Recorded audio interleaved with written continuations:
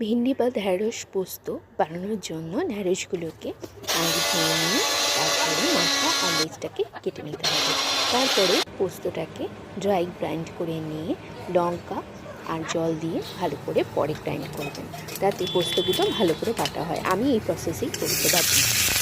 তারপরে সর্ষের তেলের মধ্যে ঢ্যাঁড়সগুলোকে কালো জিরে ফোড়ন নিয়ে ভেজে নিতে হবে।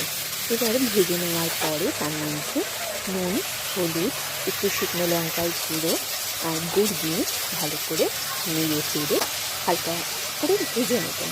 খুব মচমচ করে ভাজবেন না, তাতে ওর মধ্যে পোস্তটা ঢুকবে না। এবার পোস্তকে সংরক্ষণ করার জন্য আমি এখানে দিয়েছি সর্ষের তেল আর একটু নুন দিয়ে এয়ারটাইট কন্টেনারের মধ্যে দিয়ে দিয়েছি। কড়াইয়ের মধ্যে আমি পোস্ত বাটা দিয়ে আর একটুখানি গুড় দরকার ছিল দিয়ে আমি চাপা দিয়ে রেখে রান্না করেছি। বড়জোর 5 থেকে 10 মিনিট ঢাকা দিয়ে রেখে আবার নাড়িয়ে চাড়িয়ে নামিয়ে নিন ভেঙে পোস্ত।